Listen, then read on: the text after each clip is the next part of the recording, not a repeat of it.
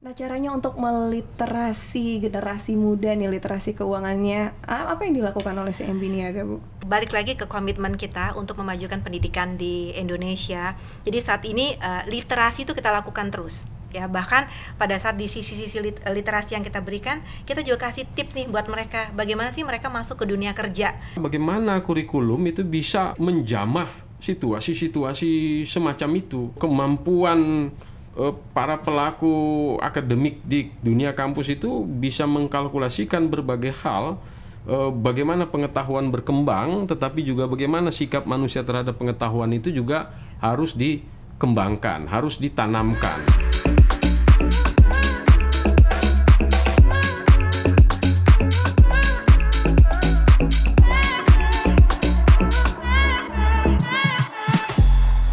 Assalamualaikum warahmatullahi wabarakatuh. Halo Bapak Ibu, kembali lagi bersama saya Suci Fatia. Senang sekali masih dalam Syariah Talk Haya Fest 2024 CIMB Niaga Syariah. Dan kali ini topik yang akan kita diskusikan dengan santai tentunya, yaitu siap berkompetisi dengan perkembangan AI. Jadi seru sekali ya, apalagi ini anak-anak muda kalau misalnya yang nontonin mungkin banyak yang bertanya-tanya, aduh Kak Suci, ini kayaknya nih AI ini membuat kita sulit jadi mendapat pekerjaan. Atau aduh gimana caranya beradaptasi nih dengan dunia teknologi. Aduh Kak, kayaknya nih pendidikan jurusan aku di kuliah kayak udah nggak relevan nih di dunia pekerjaan. Apakah betul? Nah, mungkin pertanyaan-pertanyaan itu yang akan kita diskusikan, dan bagaimana CIMB Niaga Syariah juga berperan terhadap perkembangan AI. Jadi di sini sudah bersama saya Dr. Desvian Bandasya, Wakil Rektor 2 Universitas Muhammadiyah, atau yang biasa kita panggil Pak Desvian. Halo, Assalamualaikum. Waalaikumsalam warahmatullahi wabarakatuh. Apa kabar, Mbak Pak? Fatia. Aduh, Mbak Fatia ya. Jarang loh Pak ada yang manggil saya Mbak Fatia. Saya panggil nama belakangnya. Iya, betul sekali. Nggak apa-apa, merasa spesial. Pak, sehat hari ini? Alhamdulillah. Alhamdulillah ya. Sehat. Kita hari ini mau berbicara tentang anak muda biar jiwa kita selalu muda ya, Pak. Dan di sini juga sudah hadir Ibu Rini Indriani, Syariah Community Head CIMB Niaga, yang ternyata usianya kayaknya sepertinya masih mirip sama saya. Cantik ya. Halo, Assalamualaikum Bu. Waalaikumsalam Mbak Suci. Masya Allah. Warnanya sudah CIMB Niaga sekali iya ya. dong, udah langsung merah ya. Hari ini sehat Bu? Alhamdulillah. Alhamdulillah sehat-sehat semua. Seneng deh kalau saya tuh ngajakin orang ngobrol tapi positif vibes, abis itu semangat. Nah, harus dong. Betul. Nah, ini itu dalam rangka memeriahkan Haya Festival. Jadi kita sering banget berdiskusi tentang topik-topik yang relate lah sama kehidupan kita sekarang. Termasuk AI ini kan adalah isu yang sangat familiar sekaligus baru. Jadi iya sih familiar, tapi masih banyak yang bertanya-tanya, ini gimana sih dampaknya untuk kehidupan kita semua, utamanya yang anak-anak muda, ya kan? Karena walaupun muda nggak semua itu mengerti tentang teknologi AI ini. Jadi itu mungkin yang pertama kali mau saya tanyakan dulu sama Pak Desvian. Pak, mungkin pertanyaannya simpel dulu. Ini menurut Bapak dari skala 1 sampai 5, seberapa besar anak muda itu sudah beradaptasi dengan teknologi AI? Ya, saya kira ini tema-tema yang relatif baru, tetapi cepat sekali masuk ke wilayah-wilayah orang muda, karena memang teknologi digital itu sejak 10 tahun terakhir ini berkembang dengan sedemikian pesatnya. Nah, dampaknya adalah bahwa teknologi semakin murah, lalu masyarakat bisa mengakses teknologi dengan lebih baik, tidak terlepas juga orang muda. Tetapi di sisi lain memang ada problem bahwa kemudian kultur masyarakat kita belum begitu siap, karena teknologi itu membuat segala sesuatunya terbuka. Akses terhadap hal-hal yang positif mudah didapatkan, tetapi juga terhadap aspek-aspek yang negatif juga tidak kalah mudahnya. Nah, disitulah kemudian generasi muda dituntut untuk dapat memiliki kemampuan untuk menyaringnya. Jadi kalau bicara poinnya dari 1 sampai 5, saya kira tidak buruk, tetapi juga kita tidak boleh terlalu optimis. Mungkin poinnya di 2,5 atau 3. 2,5 atau 3. Kalau Bu Rini setuju dari 1 sampai 5, 2,5 atau 3, atau justru punya angka yang lebih tinggi atau lebih rendah?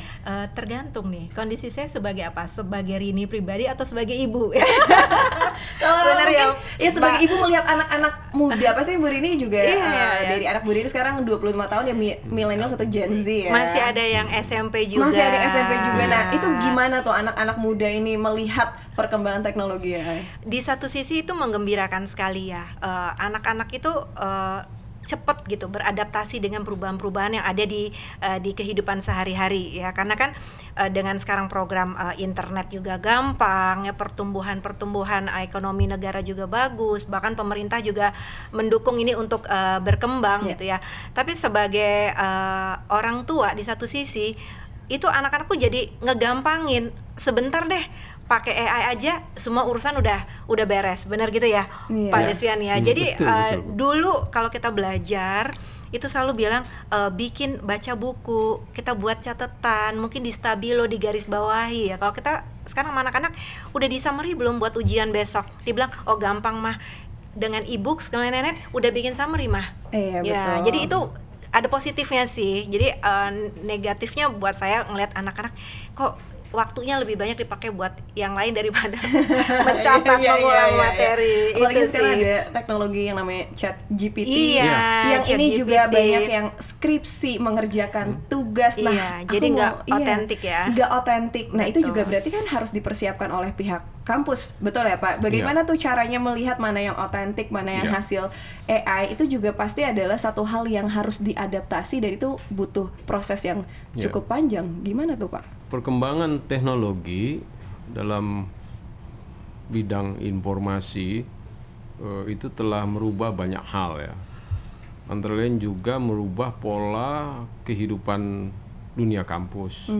Banyak generasi muda belajar dan mengalami proses pendidikan di dunia kampus itu kemudian terbantu oleh kemampuan-kemampuan IT, artificial intelligence kita, memberikan data, bahkan memberikan analisis dan mengkonstruksikan pikiran-pikiran sebagaimana yang mereka kehendaki. Di satu sisi itu memberikan kemudahan yang luar biasa, tetapi dampak yang dahsyat sesungguhnya di masa depan kalau tidak didekati dengan pendekatan-pendekatan yang lebih arif, lebih bijak, dengan perangkat pengamanan yang cukup, itu bisa mendegradasi kemampuan bernalar generasi bangsa. Setuju. Jadi orang itu kan kemudian termanjakan, malas berpikir. Kita tahu generasi muda hari ini disebut sebagai generasi strawberry. Generasi strawberry itu adalah generasi yang memiliki mentalitas lunak, lembek. Buah strawberry itu kan dielus-elus aja lecet dia. Bahkan ditiup angin aja bisa terkelupas kulitnya.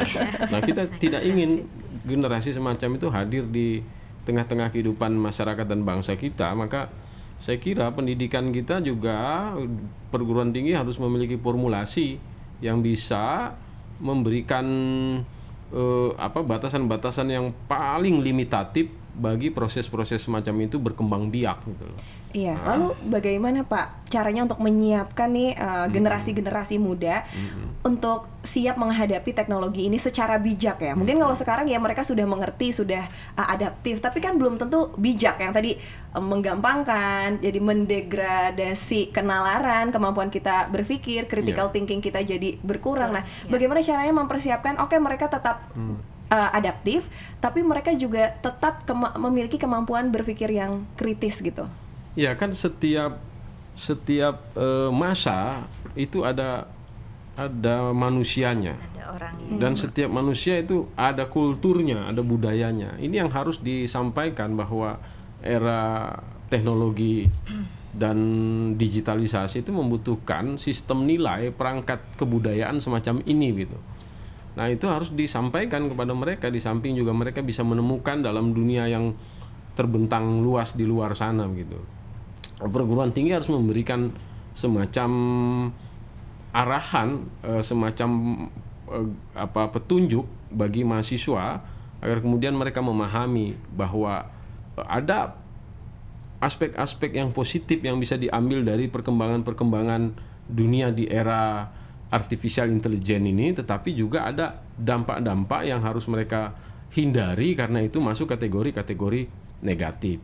Misalnya begini, bahwa kita bisa dipermudah pekerjaan-pekerjaan kita oleh apa yang dimiliki oleh dunia IT itu.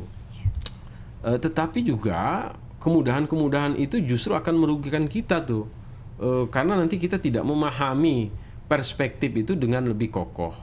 Nah, ini tentu yang pertama sekali secara sistem ada kurikulum yang bisa memberikan muatan bagi perspektif bahwa teknologi itu memberikan konsekuensi. Dia seperti pisau bermata dua. Satu sisi dia bisa dimanfaatkan untuk hal-hal yang bagus, di sisi lain dia bisa dimanfaatkan untuk hal-hal yang merusak, katakanlah begitu. Jadi kurikulum harus dikonstruksikan dengan sedemikian rupa. Lalu kemudian dosen-dosen itu juga memiliki perspektif yang bagus tentang situasi dan kondisi semacam itu. Karena kalau tidak, saya kira kalau dosen tidak mau belajar tentang situasi dan kondisi, teknologi dan nilai yang melingkupinya, mahasiswa sebagai generasi yang lahir di era teknologi itu akan jauh memiliki lompatan yang lebih besar dari dosennya gitu loh. Dosennya akan tertinggal. Maka dituntutlah dosen memahami itu. Lalu perguruan tinggi juga terus mempertajam cara pandangnya demi melihat perkembangan-perkembangan kehidupan bersama yang semakin kompleks. Karena kan teknologi itu kan kalau mau dilihat dari sisi yang paling kritis, dia bisa menindas manusia. Menindas manusia, membuat manusia itu menjadi bodoh, tidak berdaya, didikte dan seterusnya. Kalau kita melihat dia dari sisi-sisi negatifnya. Tapi dengan teknologi kita bisa menyaksikan misalnya kehidupan menjadi jauh lebih mudah. Bagaimana dunia perbankan memberikan kemanjaan kepada setiap orang untuk mengakses pola-pola kehidupan yang mudah. Orang pesan makan, orang pesan tiket, orang mau nonton konser. Ya duduk aja gitu di tinggal sini duduk ya, saja. semuanya udah bisa. Lalu kemudian dunia perbankan memfasilitasi itu. Tapi kan apa yang difasilitasi oleh dunia perbankan kan harus dibarengi dengan kemampuan dia untuk memberikan semacam insight tuh kepada dunia perbankan. Ya dia harus punya tabungan. Dia kalau punya tabungan dia harus nabung. Dia nabung, dia harus bekerja. Dia harus bekerja, dia memperoleh pekerjaan yang layak. Dia memperoleh pekerjaan yang layak karena dia memiliki pendidikan yang baik. Dia memiliki pendidikan yang baik karena dalam pendidikan dia berproses dengan penuh kesungguhan. Jadi bukan sesuatu yang bersifat instan, lompatan, tetapi dia merupakan kronologis yang itu membentuk kultur, membentuk habit, kebiasaan dan nilai-nilai positif di dalam dirinya. Saya kira itu yang perlu ditanamkan. Saya mau menggali lebih dalam lagi tadi sedikit mengenai kita dimanjakan oleh dunia perbankan. Itu juga yang saya rasakan ya. Kalau dulu gitu mungkin Bapak masih merasakan kalau mau bikin rekening baru gitu, kita harus datang ke bank gitu.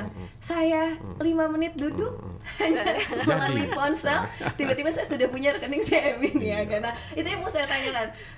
Bu Rini, ini teknologi-teknologi apa saja sebetulnya yang sudah diadaptasi oleh dunia perbankan sampai dengan Pak Desvian tadi menjelaskan kita dimanjakan oleh dunia perbankan. Nah, apakah itu hal yang baik gitu ya, atau justru membuat kita itu jadi pingin sesuatu hal yang semakin instan gitu?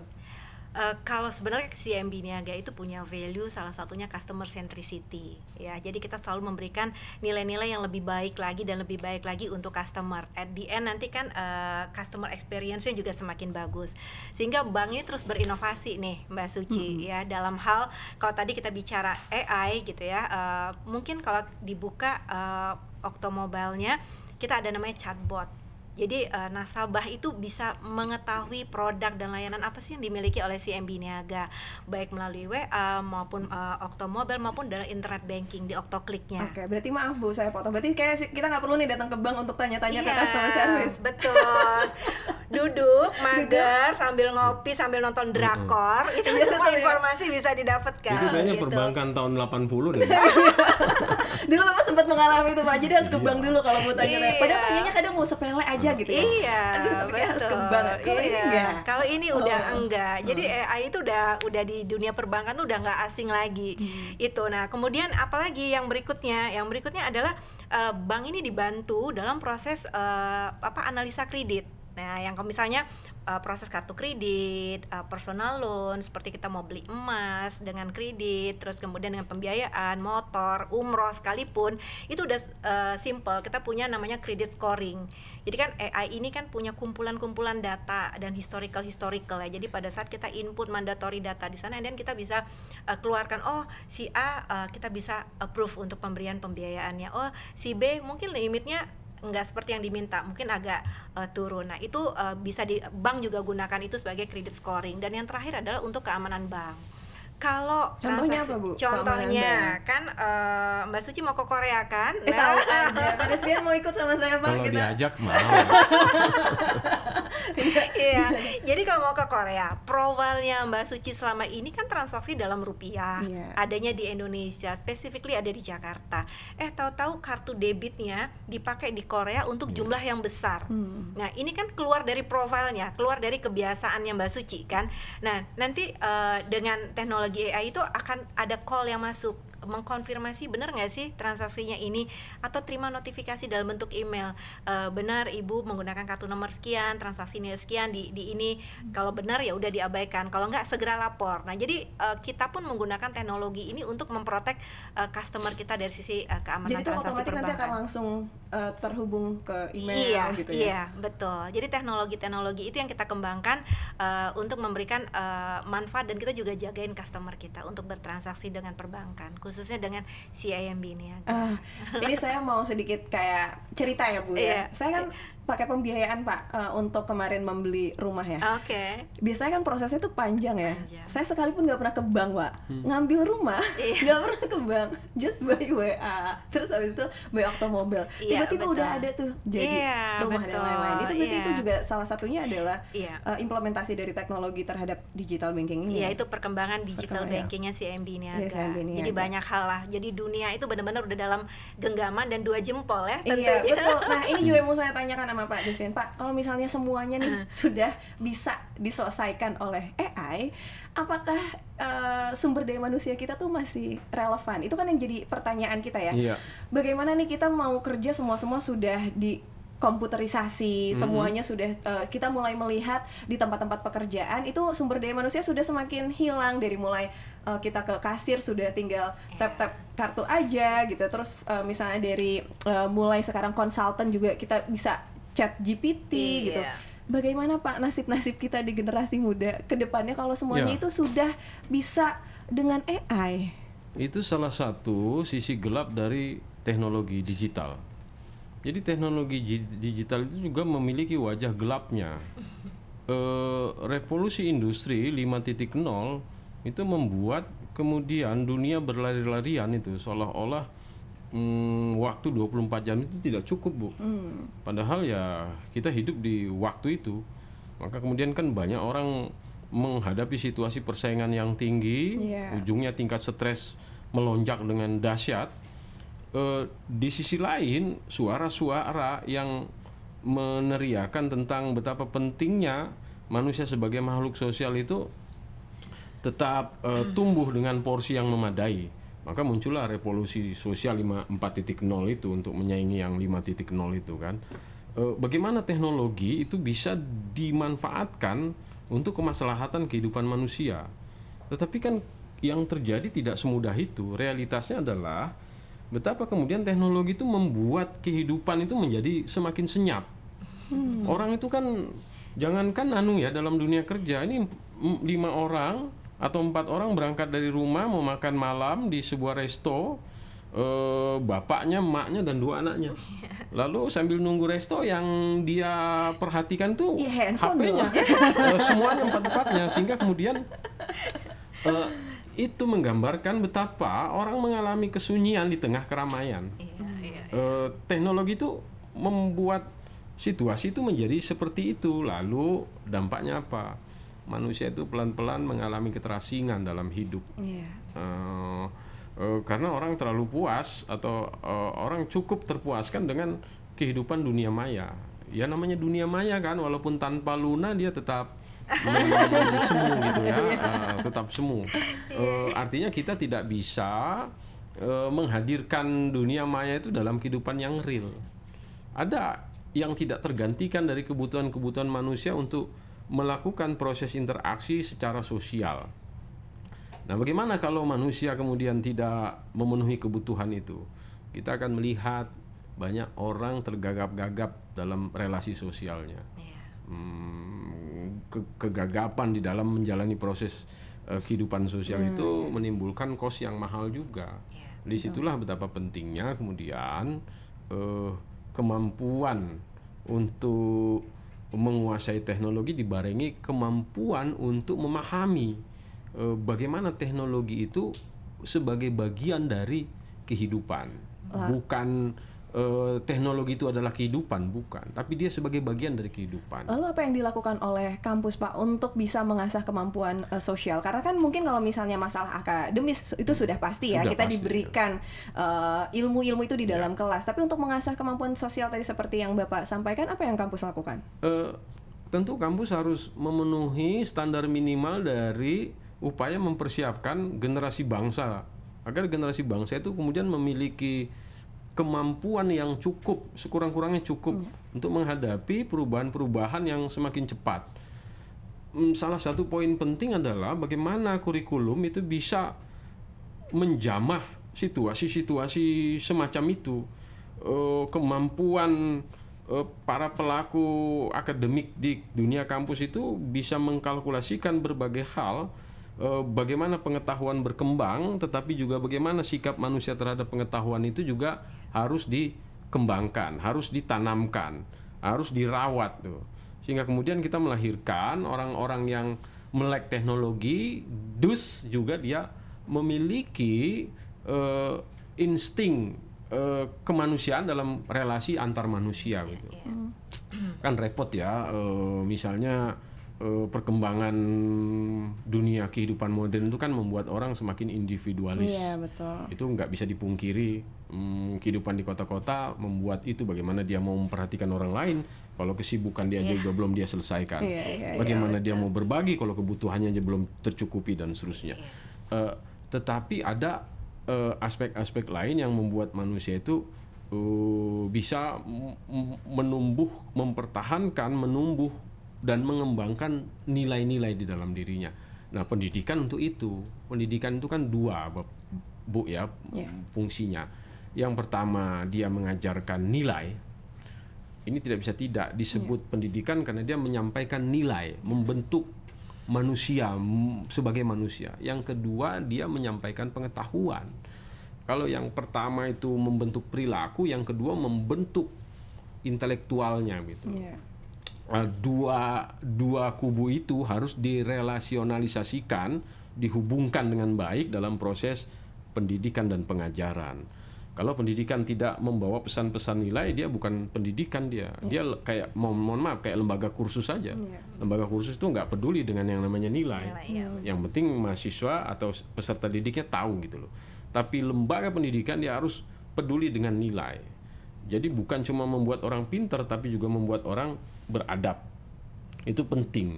Apa artinya kemajuan teknologi digital yang sudah mencapai puncak-puncak peradaban tertinggi dari sisi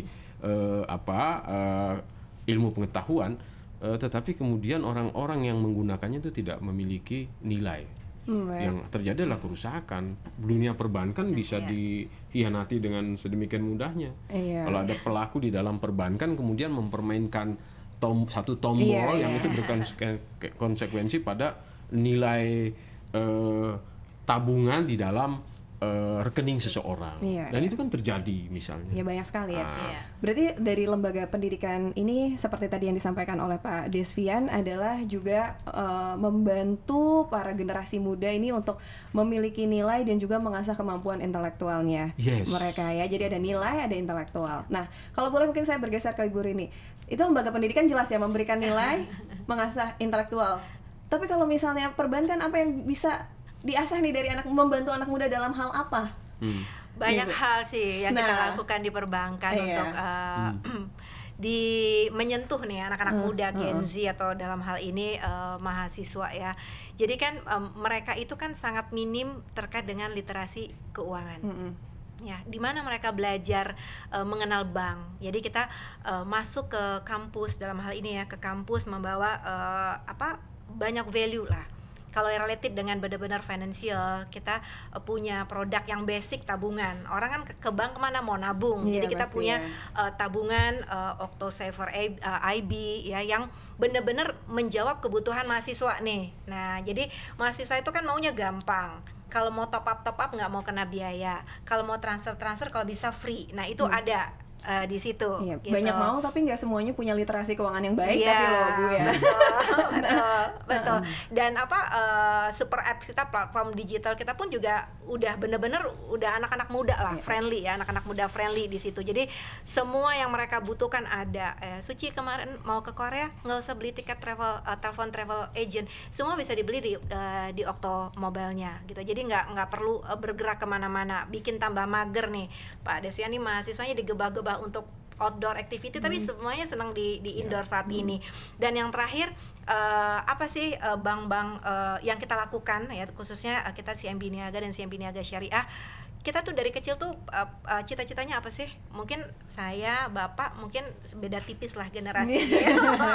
Cita-cita kita tanya dulu, Pak, cita-citanya dulu mau jadi apa, Pak? Waktu kecil, Pak. Waktu kecil, Pak.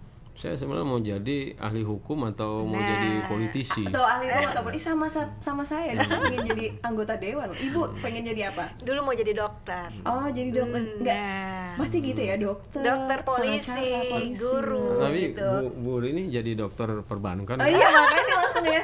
Banyak pasien-pasien yang harus dibedah ya, yang harus dibedah. Poin itu menarik Bu ini. Jadi Iya. saya itu kan begini ya, melek atau literasi keuangan itu perlu ya. Iya. Jadi perbankan itu sebenarnya memiliki visi yang sama dengan agama tuh. Iya.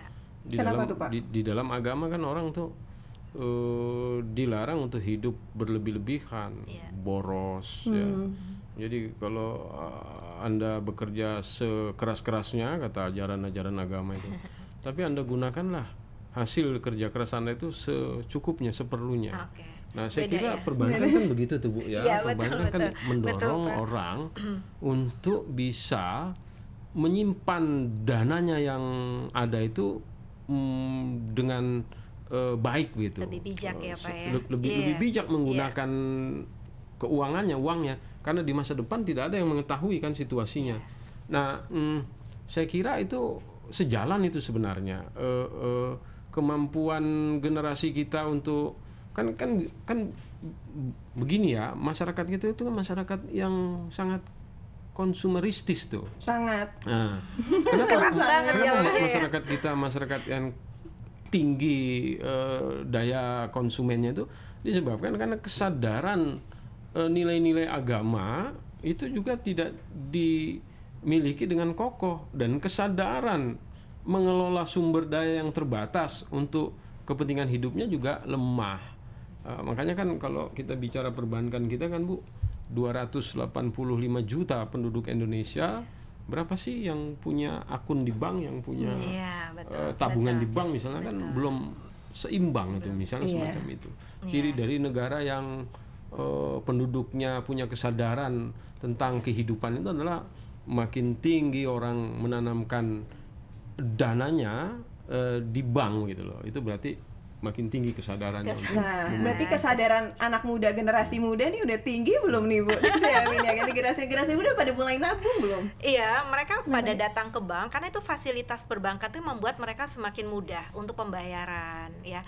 Dan balik tadi yang cita-cita nih. Iya, nah itu dia nih cita-cita kan. Kadang kita kalau mau nabung biasanya cita-citanya pengen punya rumah, beli pengen mobil, pengen jadi pergi sekolah, liburan, traveling. Masih traveling. Emang ada cita-cita apa lagi? Nah, ini yang selama tadi Bapak udah nyinggung-nyinggung agama nih, yang nggak pernah dicita-citain kita dari kecil, saya deh bukan kita.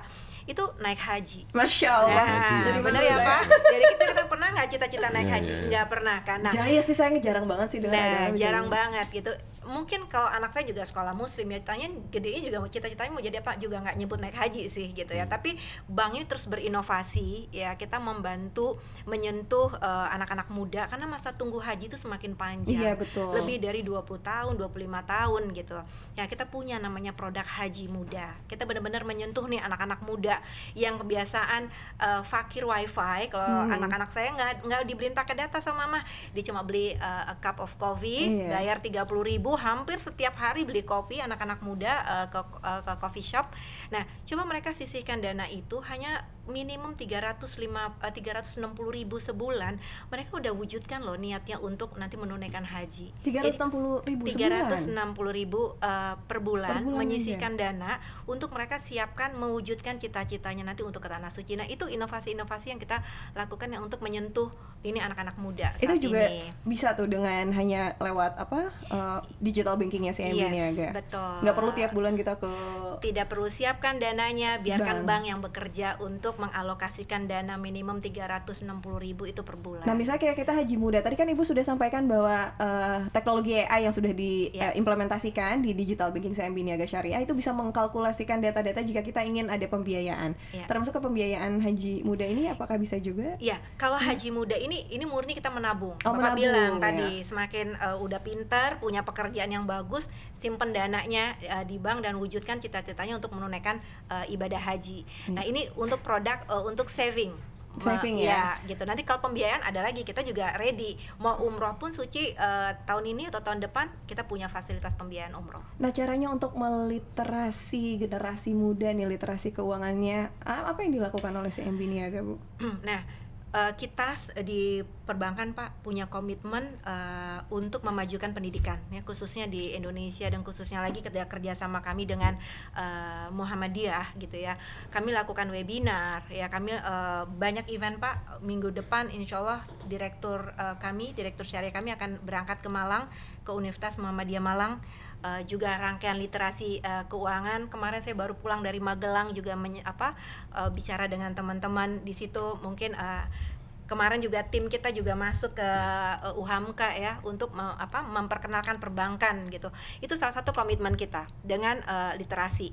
Kemudian yang kedua, mau bikin yang lebih fun, bisa. Kita punya program Kejar Mimpi. Nah, di Kejar Mimpi itu kita kreativitas teman-teman di universitas itu akan kita fasilitasi di situ. Banyak kegiatan, crowd pun kita datangkan. Jadi mereka fun, mengenal bank dengan cara yang fun ya. Jadi pendekatannya kalau sama generasi muda emang harus ada sisi yang menyenangkan. Betul. Yang terakhir ya otomatis kan konten-konten digital. Kan banyak yang kita usung ke dalam IG-nya CIMB Niaga, termasuk juga YouTube yang kita ini termasuk Haya Fest ya? Nah, termasuk Haya Fest ini memfasilitasi ya, betul. Jadi banyak hal deh. Banyak hal ya. Iya. Saya mau menyambung lagi nih, Pak. Tadi masih masalah dunia pendidikan. Tadi kan kalau Ibu Rini sudah menjelaskan ya apa yang bisa dunia perbantukan untuk generasi muda gitu ya, in terms of technology gitu. Nah, sekarang saya mau penasaran lagi balik tentang masalah jurusan-jurusan di kampus ya. Ibu dulu jurusannya apa? Ekonomi sejalan ya sekarang ya kerja di dunia perbankan. Bapak dulu jurusannya apa? Saya sejarah. Oh, sejarah. Pendidikan jadi sejarah. Wakil rektor. Saya filsafat. Jadi MC jadi presenter. Jadi pada akhirnya kita sampai pada kesimpulan kayaknya apapun jurusannya sekarang kerja di dunia kerja bisa apa aja gitu ya. Mau hukum, mau ekonomi, mau filsafat, mau UI, mau UGM, sekarang udah nggak ngaruh sama dunia pekerjaan. Nah, itu menjadi hal yang pertama mungkin ya bagus orang tidak dilihat lagi dari majornya apa, jurusannya apa, tapi di sisi yang kedua orang tuh jadi menyepelekan jurusan-jurusan kita di kampus. Anda udahlah nggak usah kuliah, nanti juga dunia kerja bisa jadi content creator, bisa jadi apapun. Nah, bagaimana lembaga pendidikan menanggapi hal itu Pak, dengan jurusan yang mungkin sudah tidak relevan lagi di dunia pekerjaan? Ya makanya kan pendidikan itu memang selalu tertinggal dari perkembangan masyarakatnya ya. Apalagi perkembangan masyarakat itu sekarang ini ya kalau istilah berlari-larian itu saya kira tidak berlebihan. Pendidikan selalu tertinggal. Disitulah kemudian pendidikan perlu menyadari bahwa masyarakat itu mengalami perubahan ke arah yang diinginkan karena ada desain-desain dari pembangunan, dan juga tentu aktor pembangunan itu adalah pendidikan salah satunya. Kemampuan untuk terus mengembangkan diri dari para pelaku pendidikan di dunia pendidikan tinggi itu memang menjadi satu keharusan. Kalau tidak, nanti produk pendidikan kita itu akan mengalami ketinggalan. Kalau tidak mengalami ketinggalan, ya dia juga mengalami problem kehidupan, etik dan seterusnya gitu ya. Nah, yang menjadi perhatian kita adalah bagaimana katakanlah kehidupan mereka itu sejalan dengan pendidikan mereka, itu yang bagus. Tapi kalau pendidikan mereka tidak memiliki relevansi dengan dunia kerja atau kehidupannya, saya kira maka perguruan tinggi harus memiliki kemampuan untuk membekali mahasiswanya itu dengan perspektif yang multidisipliner, ya, multidisipliner, interdisipliner, cross-disipliner. Ketika kehidupan mengalami proses integrasi yang sedemikian tinggi di segala bidang, orang tuh nggak bisa lagi kukuh dengan satu sudut pandang. Orang tuh harus membuka diri, dia menerima berbagai sudut pandang yang itu kemudian bisa dia proses menjadi sebuah sintesa dalam cara berpikirnya. Saya misalnya tidak pernah berpikir saya untuk mengelola perguruan tinggi dari sudut keuangan gitu loh. Saya tidak memiliki background itu, tapi saya belajar. Saya mengerti tentang bagaimana inflasi terjadi pada sebuah bangsa. Saya mengerti bagaimana Indonesia mengalami pertumbuhan ekonomi yang stagnan, sehingga menjadi negara yang disebut dengan middle income, bahkan pakai trap pula kan, middle income trap. Saya harus paham itu. Saya juga harus kenal perbankan, bagaimana perbankan melayani masyarakat, bisa memberikan dampak positif terhadap kampus misalnya. Lalu juga saya harus memiliki kemampuan bargaining dengan situasi-situasi yang melingkupi tuntutan-tuntutan yang ada. Nah, pendidikan tinggi itu harus memberikan pesan-pesan itu kepada mahasiswanya, dan mahasiswanya harus mampu memahami pesan-pesan itu sehingga ilmunya itu nanti tidak basi ketika berhadapan dengan dunia yang sesungguhnya. Kan kita ini kan mengajar, Bu ya, kami mengajar misalnya. Kami itu kan ingin mempersiapkan generasi Indonesia yang hidupnya mungkin bukan begitu lulus S1 dia langsung hidup tuh, tidak sesungguhnya. Dia masih dalam kondisi-kondisi keterbatasan, tapi dia akan hidup 10-15 tahun yang akan datang dalam pengertian bahwa dia adalah person yang betul-betul otonom sudah. Berpikirnya matang, pengalamannya punya, posisinya mapan dan seterusnya. Itu butuh proses, butuh waktu. Tetapi waktu dalam proses itu tidak bisa berbuat apa-apa kalau sumber yang atau bahan yang disediakan kepada waktu untuk memprosesnya itu tidak memadai. Maka dia di pendidikan tinggi, di UHAMKA, dia harus didesain dengan sedemikian rupa sehingga ketika dia lulus, dia adalah bahan mentah yang jadi, bukan bahan mentah yang mentah. Sudah mentah-mentah pula. Bahan mentah yang jadi. Lalu bahan mentah yang jadi ini bagaimana diprosesnya di dalam kehidupan? Apakah dalam dunia kerja, dalam masyarakat, dalam interaksi di antara kehidupan itu dia berproses. Ini kan kalau dia bahan mentah yang jadi begitu masuk ke dalam struktur kehidupan semacam itu, dia berproses menggelinding dia. Tapi bayangkan kalau tidak relevan, tidak siap ujung-ujungnya, itu yang disebut sarjana tidak siap pakai. Menyakitkan itu kan. Tapi isu ini jadi PR panjang isu itu kan beberapa tahun yang lalu, beberapa puluh tahun yang lalu. Sekarang kita mengenal misalnya pendidikan kampus merdeka belajar. Bagaimana konsep merdeka belajar itu didesain oleh dunia pendidikan tinggi kita untuk mempersiapkan generasi yang betul-betul memiliki kemampuan.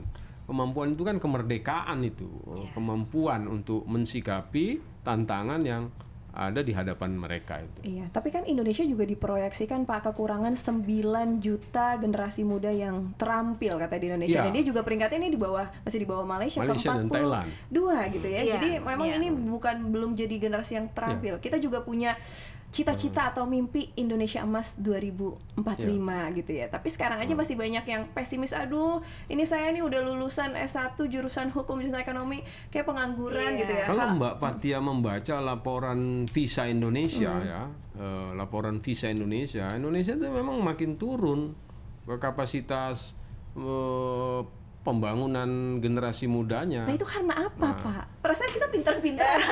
Iya. Nah tadi kita tuh anak-anak milenial Gen Z tuh pintar-pintar terhadap teknologi loh Pak. Karena yang saya sampaikan di awal tadi, desain sosial kehidupan kita itu kemudian menggiring generasi muda kita itu pada persoalan-persoalan yang bersifat lunak, lunak atau Strawberry. Strawberry tadi. Strawberry tadi. Lah, persoalan-persoalan yang bersifat lunak itu membentuk karakter yang lunak tuh. Iya, Jadi misalnya kita kan tahu gejala-gejala pragmatisme itu kan makin hebat ya. Iya. Orang itu kan cenderung tidak mau bersusah-susah, lalu kemudian maunya langsung mapan. Iya. Nggak bisa karena hukum alamnya, sunatullahnya itu segala sesuatu by proses dia. Itu yang sering dilupakan oleh anak muda tuh. Walaupun tidak semuanya ya, anak muda yang berjuang bersikukuh seperti adik-adik kita ini kan hebat tuh kan, punya kemampuan untuk survive dan punya spirit fight yang bagus kan gitu kan. Nah, Kesenangan bagus, dibilang adik-adik itu udah mas. Tapi pada umumnya fenomenanya Iya. begitu. Generasi lembek, saya kan memahami betul bagaimana di dalam rumah anak-anak kita itu cenderung kemudian menjadi generasi yang manja gitu loh. Iya. Berapa anak-anak muda usia 15 sampai 20 tahun kalau habis makan piringnya dicuci, bantuin emaknya masak kalau hari libur itu menjadi semakin susah dijumpainya. Iya, betul. Wah itu ngomongin saya. mau makan dulu kan mesti ke dapur ya, paling nggak buat nyeplok telur ya. Kalau sekarang kan cuma pakai jempol aja, Ini makanan tinggal datang. kirim instan Iya, ya. semua Tadi kayaknya serba udah gatel instan. banget dulu ini mau nanggepin ya sebagai ini yang punya anak generasi milenial. Iya, mungkin tadi saya setuju apa yang disampaikan Pak Deswian. Sekarang buat anak-anak tuh semua tuh mudah didapat, Iya. gitu ya Pak. Sehingga fighting spirit itu kurang banget ya. Dulu, kita mau beli gampang lah minuman botol gitu ya. Kita paling nggak pergi ke warung dulu ya, Jalan dekat aja rumah. jalannya Zaman ya. dulu lah, pergi ke supermarket terdekat atau store terdekat dari rumah. Sekarang kan nggak perlu. Mau beli peniti aja, yang kecil aja, saya ibu-ibu cuma order aja kan, penitinya datang ke rumah. Jadi mungkin itu pada saat anak-anak itu dihadapkan pada benturan-benturan itu mungkin nggak siap gitu ya Pak ya, karena memang tadi Iya. semua serba mudah gitu. Jadi Bu Rini, Mbak Fathia, ada dua model ya. Kelas menengah kita Ya. sekarang tumbuh, walaupun sekarang menghadapi krisis kelas menengah kita, tapi kelas menengah kita dalam kurun 20 tahun terakhir ini tumbuh dengan sangat signifikan. Lalu mereka memperoleh posisi dan kesejahteraan yang baik. Kebutuhan anak-anaknya bisa mereka penuhi dengan baik tuh. Nah, tanpa disadari kemampuan mereka memenuhi kebutuhan hidup anak-anaknya dengan baik itu membentuk karakter anak-anak mereka menjadi anak-anak yang tercukupi. Lalu mentalnya mengalami perubahan ke arah deviasi itu. Nah, sementara masyarakat bawah katakanlah yang tidak bisa memenuhi kebutuhannya dengan baik, anak-anaknya ya berkecimpung dalam kesulitan yang nyaris absolut. Nah, sehingga mereka juga tidak memiliki akses untuk dapat berkembang dengan bagus. Nah, di sisi lain yang memiliki kehidupan yang baik tadi itu juga karena mentalitas terbentuk dengan lembek, tidak bisa memasuki dunia yang semakin ketat persaingannya. Nah, itu problem dari situasi yang saling terkait. Maka sebenarnya pendidikan kita dan masyarakat kita serta rumah tangga, keluarga itu perlu menyadari aspek ini. Kalau tidak, nanti berujung pada kemampuan daya saing yang lemah dari sebuah bangsa. Saya kira Bapak Bu Rini, Mbak Fathia, setiap aktor dalam pembangunan Indonesia itu bisa memberikan kontribusi. Perbankan bisa memberikan kontribusi pada bidangnya. Bagaimana misalnya perbankan memberikan literasi bagi tumbuhnya kesadaran masyarakat tentang menggunakan uangnya dengan sebaik-baiknya itu penting. Lalu misalnya dunia pendidikan juga memberikan literasi kepada masyarakat, kepada peserta didiknya, bagaimana generasi itu harus memahami perkembangan-perkembangan yang rumit dan kompleks itu juga penting. Karena nggak ada lagi dunia yang sederhana. Lalu kalau orang-orang yang dididik itu hanya berpikir sederhana dan linier semata, wah itu konsekuensinya besar nanti buat sebuah bangsa. Iya, oke. Terakhir, Bu Rini, tadi kan Pak Deswin sudah menyampaikan dunia perbankan ini juga bisa berkontribusi gitu ya terhadap kemajuan generasi bangsa kita, apalagi untuk menjemput nih mimpi Indonesia Emas 2045. Apakah ada program-program pendidikan yang mungkin bekerja sama dengan kampus-kampus, mungkin dengan UHAMKA gitu yang bisa membantu anak muda? Ya, balik lagi ke komitmen kita untuk memajukan pendidikan di Indonesia. Jadi saat ini literasi itu kita lakukan terus. Ya, bahkan pada saat di sisi-sisi literasi yang kita berikan, kita juga kasih tips nih buat mereka, bagaimana sih mereka masuk ke dunia kerja, mempersiapkan CV-nya, sampai bagaimana mereka menghadapi pada saat proses interview. Kita ajarin tuh, gitu. Kadang gemes tuh kalau nginterview anak-anak fresh graduate ya. Ya, kemudian yang kedua, kita punya kerjasama juga dengan universitas itu untuk talent acquisition. Minggu lalu kita udah berdiskusi nih dengan UHAMKA. Jadi fresh graduate dari Universitas UHAMKA itu mendapat kesempatan tuh untuk yang berminat untuk masuk ke dunia perbankan itu mendapat kesempatan tuh untuk bekerja. Enak banget. Di kami. Ya, itu makin dimanjain lagi. Nah, tetap kan mendapat kesempatan untuk ini. Kemudian yang berikutnya adalah kita juga mengakomodir kebutuhan dari universitasnya sendiri. Mulai dari pembiayaan untuk pengembangan kampus, kemudian melengkapi infrastruktur yang ada di sekolah, sampai dengan urusan karyawannya bagaimana penggajiannya, bagaimana benefit untuk karyawannya. Jadi karyawan itu harus di-retain dengan kalau dia menjadi bagian dari universitas, bagian dari CMB Niaga juga, mereka punya kesempatan untuk gampang nih dapat beli motor, dapat nih untuk menunaikan ibadah haji atau umrohnya. Dengan itu rangkaian benefit yang kita usung. Dan yang terakhir adalah untuk siswa nih, kalau saya selalu diajarkan oleh papa saya, janganlah kamu meninggalkan anakmu dalam kondisi lemah. Nah, di mana nih support banknya? Jadi kan setiap orang tua selalu kepengen anaknya sukses, selalu ingin memberikan pendidikan yang terbaik buat anaknya. Tapi kadang mereka punya kesulitan dari sisi finansial. Nah, itu bagian dari bank. Jadi cash flow dari universitasnya nggak keganggu, dan orang tua pun tetap bisa mewujudkan cita-cita anaknya, melahirkan generasi muda yang jauh lebih bagus lagi. Jadi nyicilnya ke kita, tapi kita yang bayarkan ke universitasnya. Jadi semua problem mulai dari bagaimana kita melakukan literasi sampai dengan fasilitas perbankan yang menjawab kebutuhan di sistem universitas ini kita siap untuk itu. Gitu. Sayang deh Mas MB Niaga, ini rasanya kayak dipupuk nih kita anak muda tuh dimanjain, dipupuk gitu ya. Semuanya serba mudah, kerjaan dikasih kesempatan. Mau ini difasilitasi. Kita maju bersama untuk Indonesia Emas. Masya Allah. Pak, terakhir Pak mungkin boleh lihat ini secara singkat aja apa yang ingin Bapak sampaikan untuk anak-anak muda yang sekarang mungkin masih khawatir dengan perkembangan dunia AI dan takut atas daya saing yang mungkin semakin ketat. Silakan. Teman-teman generasi Z, saya kira Anda beruntung hidup dalam setting dunia yang serba berbasis teknologi digital yang itu memudahkan Anda semua. Tetapi juga perlu dipahami dengan kuat bahwa kemudahan-kemudahan itu membutuhkan prasyarat-prasyarat. Bagaimana memahami budaya kehidupan modern berbasis digitalisasi itu penting sekali. Yang kedua kemudian itu juga harus didekati dengan kemampuan untuk mengagregasikan berbagai tantangan-tantangan yang tumbuh di sekitar kehidupan semacam itu, sehingga pada akhirnya nanti generasi Z itu bisa survive di dalam kehidupan yang semakin ketat, yang semakin tinggi intensitas persaingannya. Saya kira itulah yang diharapkan oleh